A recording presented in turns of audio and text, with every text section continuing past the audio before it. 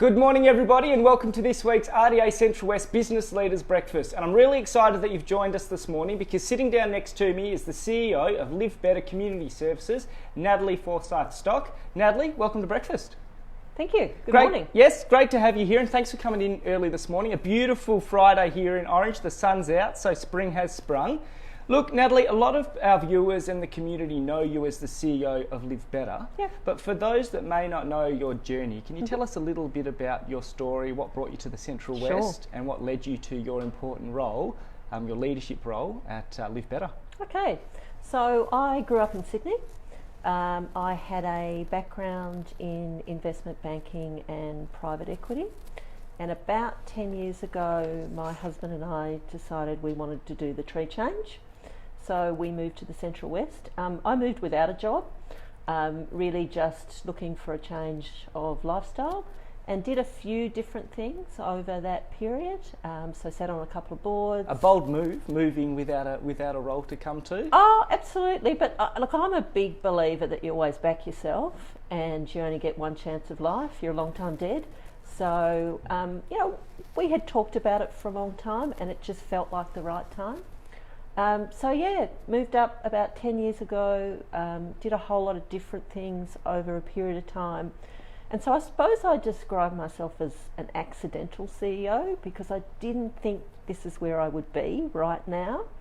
So what actually transpired was I'd been sitting on the board of LiveBetter, and the board asked me to step into the CEO role on an interim capacity when the previous CEO left, and that's about 20 months ago now. I thought it would be 2 or 3 months, but once you get in there you realise what important work it is and how fulfilling as a job it is. I can quite imagine. Now, you've touched on you've come from a career in investment banking.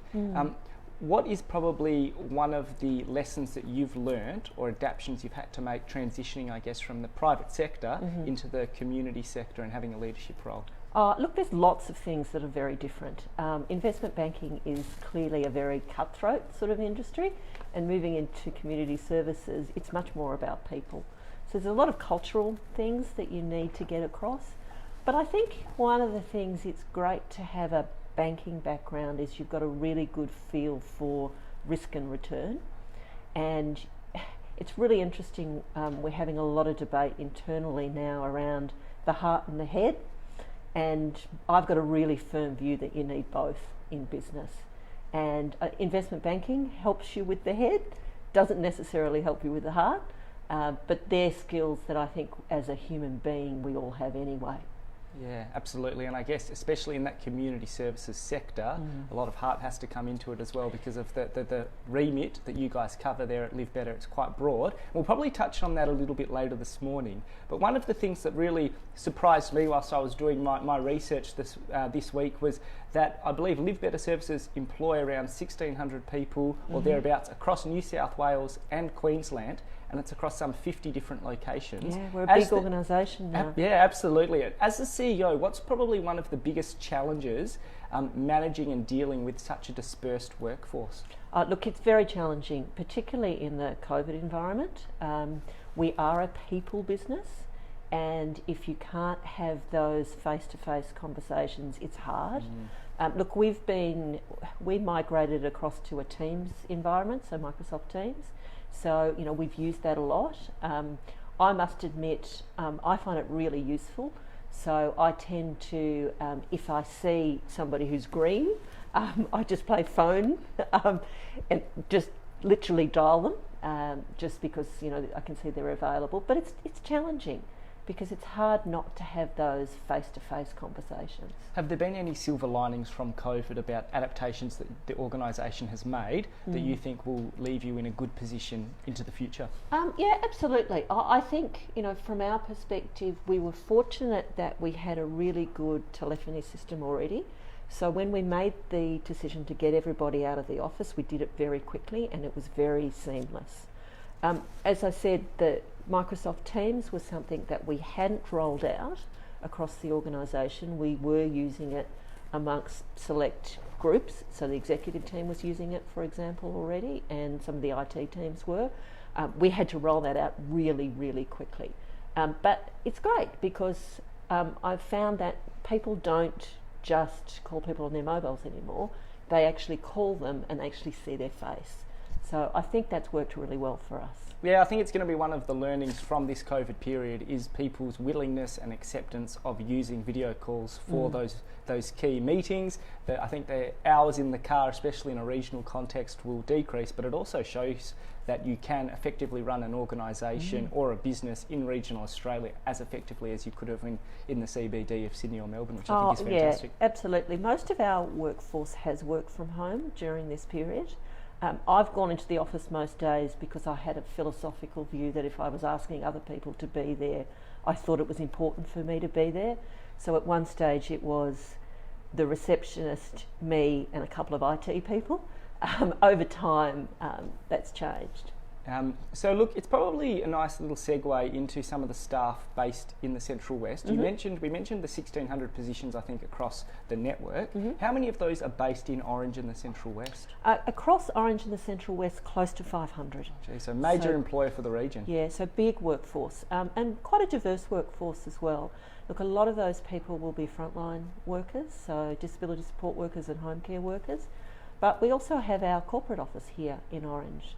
So we employ a range of different people, and at the moment we're looking for all sorts of different people, and people can have a good corporate style career here in Orange. Yeah, and it's not just through LiveBetter. I think there's a number of organisations that have those corporate positions based here in the Central West. And look, we might put the link up to those positions that are available through LiveBetter after this morning's chat, because I think we know this, and it's people that have spoken with RDA and probably with yourself, Natalie. There's a lot of people that are recalibrating their decisions at the moment about where their career is going and where that might be based. Yep. So if you're tuning in this morning and you're looking for a fantastic new opportunity in the Central West, it could well be with LiveBetter. Now, one of the things that's changed probably in the disability support space in recent years has been the rollout of the NDIS. Humongous government investment and change of the way services have been delivered. From a LiveBetter perspective, how has that changed your operations? Can you tell our viewers maybe some of the challenges that has brought with it, but also maybe some of the positive outcomes that have come with the new service delivery model? So the old model was effectively a block funded type model. So what would happen was at the beginning of the year you were given a certain amount of money, and anything you didn't spend you'd give back. We've had to completely transform our business so that we now compete for customers. So we've had to completely corporatise our business over that period of time. That's a big challenge, and it's a big shift in mindset for people, because all of a sudden we've had to become much more customer centric, and we've had to have the systems and processes in place that we really didn't have in place in the past. So it's been a really big shift. Look, I think from a consumer perspective it's great, because it's all around choice and control, and it puts the choice in the hands of what we call the participant under the NDIS. Look, I think it was a bit clunky in the beginning. It was hard for people to get packages, but I think that's smoothing out. Pricing is still a bit all over the place. It's hard when the government tries to design a system which is a bit one size fits all, particularly in regional areas. I do often have quite lively debates with people in government around that, and try to tell them that it's not the same, particularly in regional areas, and we go all the way out to Broken Hill as well. So once you get out into the remote areas, it's a completely different ball game. But I think I'm a big supporter of the NDIS. I think it's a great scheme. Yeah, absolutely, and I think the things you've touched on, I guess the one-size-fits-all approach of government sometimes doesn't quite fit perfectly in regional New South Wales and regional Australia, and I think that's not just through the NDIS but also often different government policy levers. Now, we've talked on, I guess, the evolution of your service delivery model through the NDIS. I also believe LiveBetter has really evolved out of Care West, who was the predecessor of LiveBetter, which started in Orange, I believe, some 35 years ago. Yes. Can you tell our viewers a little bit about, I guess, that journey of LiveBetter and the evolution that it went through, because it's quite an interesting story about of how, I guess, Care West started and where you are today. Yeah, so as you said, we started about 35 years ago in Orange, and it has always been around the community. We, as a board, had a philosophical view that scale mattered, particularly in the NDIS environment.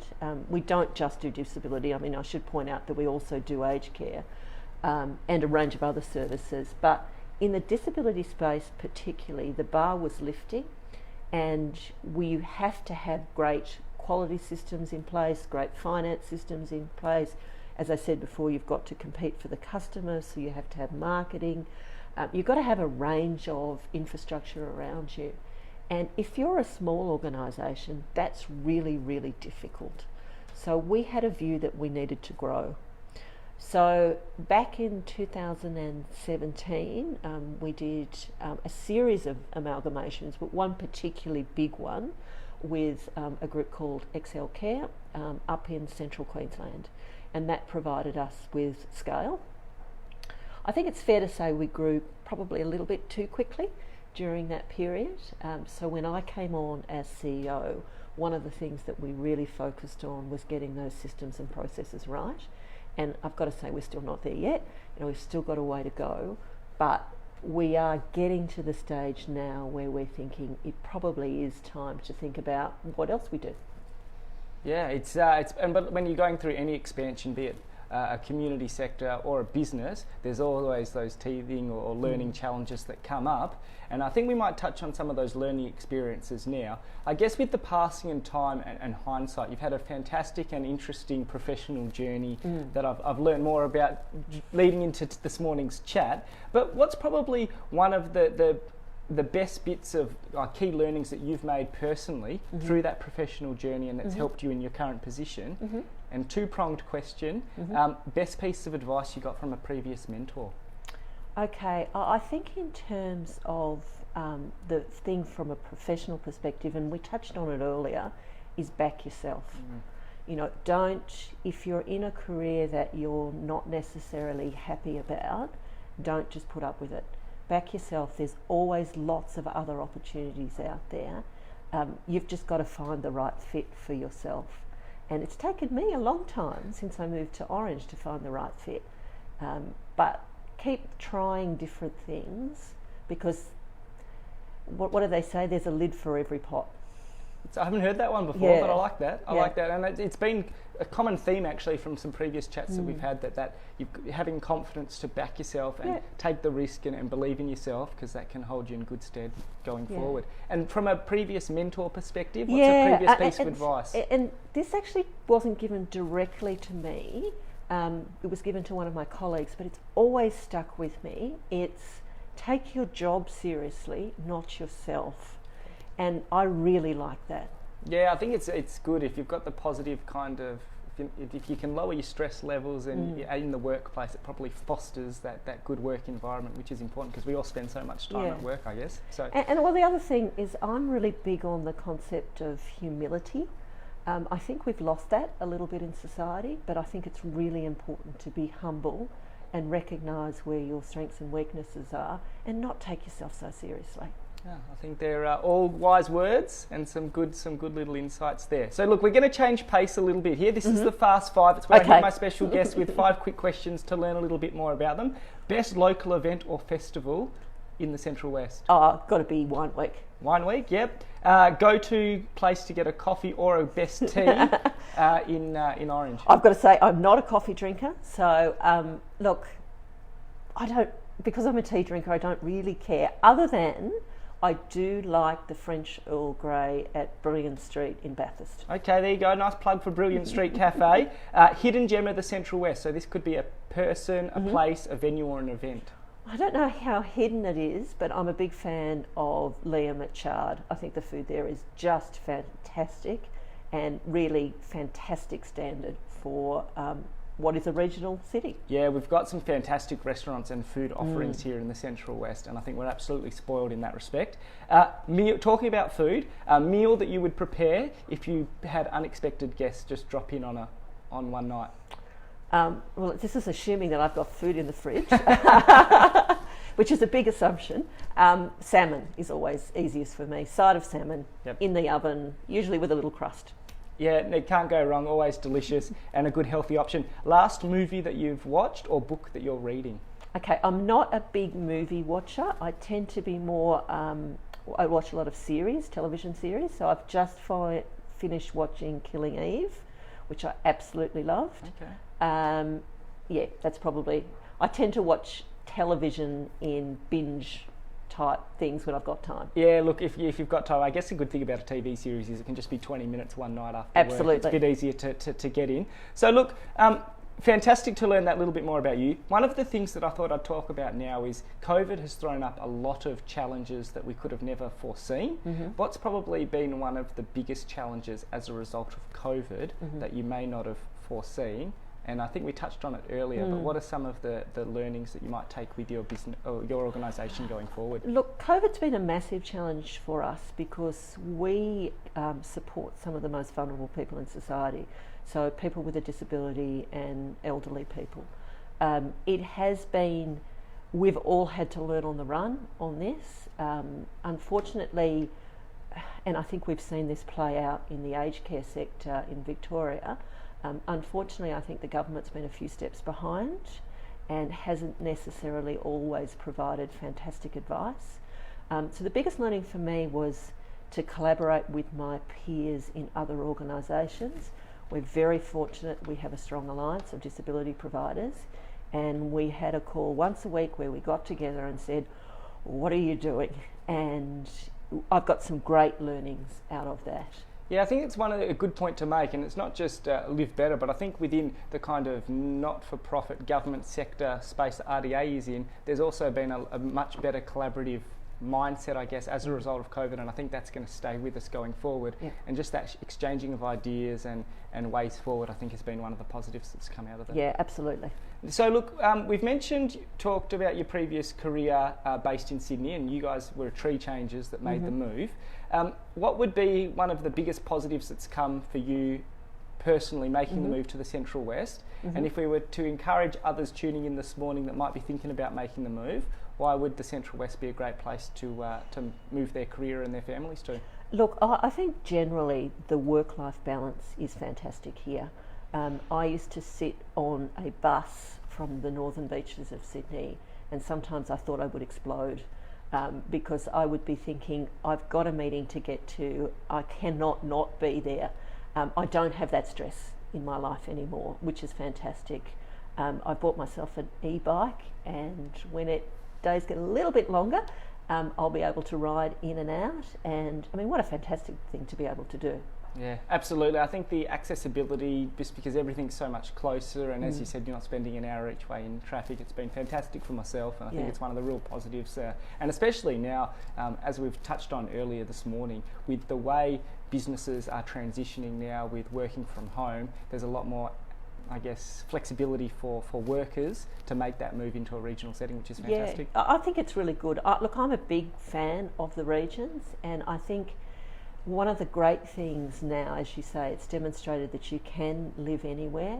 And I think one of the reasons people have always been a bit reluctant to move to the regions is because if they move for one job, what happens if it doesn't work out? Whereas now, I think people won't necessarily have that reluctance. Yeah, I think that's a really good point. And in a decentralisation policy sense, they call it a gov hub mentality. When the government's moving agencies into a regional setting, they need to have a couple of them there so that there's a career pathway for potential people that want to make the move. And I guess that's one of the benefits of the Central West. We have a lot of, as we talked about earlier, a lot of corporate positions here. You know, it's fantastic for our region that LiveBetter have your corporate office based in the Central West. We've got DPI, we've got places like Focus, and there's just a number of them here, which I think gives people that variety, and health, and we haven't even touched on health this morning. Now look, one of the things that I wanted to touch on is we've got a lot of small businesses that tune in each morning and each Friday for the business breakfast. I believe you're the owner of Ferment Wine Bar. Can you tell us, I guess, about that venture and what's been the biggest lesson you've learnt being a small business owner that's helped you in your current role? Yeah, so that was a business that my husband and I set up about 5 years ago, and it was really in response to the fact that we thought that there was nowhere where the smaller wine producers could have their products showcased. So really it's a cellar door for the smaller producers, and I think we've got about 21 producers in there at the moment. In terms of learning, I suppose I think it's really good for people to have some hospitality experience, to actually stand behind the bar and serve, because I think it grounds you, and two, I think it really impacts on your behaviour. I've seen some pretty interesting behaviour in there, and it certainly taught me, getting back to that idea of humility, it certainly taught me how important it is to treat everybody equally. And I've got a really strong philosophical view around that. I make sure that I get out and see my staff all the time, and I get my hands dirty, and I think that's really important. I think small business teaches you that, because you've got no choice. So I think sometimes people need to be a little bit more grounded. And I guess you talked about that earlier this morning before we came on air about getting into and working with your staff on the ground level, I guess, so to speak. What's been one of the positives, do you think, of doing that for your role as the CEO of LiveBetter? Oh, look, I think it sends a really strong cultural message. It sends a really strong message that you're not in some sort of ivory tower. Look, I've done it twice, and I'm doing it again tonight, where I go into a house and just help cook dinner and clean up. I do it more to spend time with the staff than with the clients, but it gives you a really good perspective of what they do. And I think if you don't know what your staff does, how can you make a decision? So I'm a big advocate of getting close to the business. And it's interesting, because when I first started, I didn't really make a big deal about it. I didn't tell many people, but it spread like wildfire. People knew that I was doing it, and I think that was a really just cultural moment in the organisation. Yeah, no, and it's good advice and a good reminder, I guess, for business owners out there and managers out there about having that connectivity or connection with your staff to better understand where you can make improvements or where there might be some kind of blockages as well. That's one of the positives that might come out of doing something like that. So look, I really appreciate your time this morning. We've had a fantastic, I guess, insight into more about LiveBetter and your professional journey. We've talked about the transitions that have happened with LiveBetter over recent years, but where do you see LiveBetter going over the next, say, 12 to 18 months? And what's the easiest way for people to engage with LiveBetter if they'd like to learn more about, firstly, the services that you provide, but also maybe some of the career options that exist? Okay, so where I think we're going to go, and we've touched on this a little bit, we are a regional provider, and our base is here in the Central West. We do want to grow from here, but what I want to do is I want to create an organisation that gives people career opportunities. I want to be an employer of choice. Disability support work and home care work is pretty challenging. So for those people who want it, I want to provide career opportunities in the regions. And I think we can really differentiate ourselves from a lot of the other providers who provide great service here. But I think we can be an employer of choice because we have a regional focus and because you can get a good career opportunity here. Yeah, look, I think it's a fantastic idea and pursuit to have. And I guess something I failed to touch on this morning is, I guess, that staff turnover that sometimes happens in that community sector. Is that probably something that might be able to help alleviate that challenge? Absolutely. So staff turnover is our number one issue. I mean, we are a people business. We talked about the number of people we employ, and turnover is very difficult. And when you think about it, the sort of work that we do at the front line, it's difficult quite often, particularly when you're dealing with people with certain behaviours. It can be really hard. It's not particularly well paid, but it's very rewarding work. So you've got to find the right people. And one of the things that I'm very keen on is providing people with career opportunities. And when I say that, they don't necessarily have to stay with LiveBetter. So I'm interested in getting people in the regions who want to study paramedicine, for example, or who want to be an OT, or want to be a speech therapist. Come and work for us while you're doing your degree, and that will set you up for the rest of your life. And one of the things we're looking at doing next year is we're going to start traineeships. And I think it's really important that we provide people with a pathway.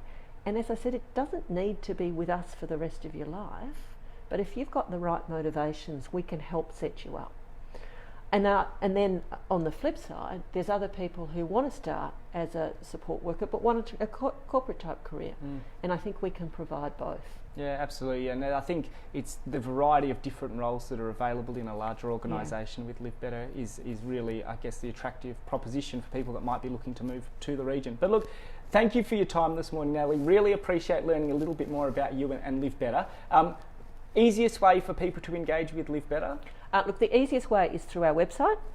So livebetter.org.au is our website. We'll put the links up and your Facebook page and all the details up on this chat after this morning, so people that want to learn more, I guess, about some of those different roles and services that we've touched on this morning can do so. Great. But look, thanks again for your time, and for everybody else, really appreciate you tuning in this morning. Make sure you tune in same time next week, but until then, have a fantastic day and a great weekend, and we'll catch you next Friday.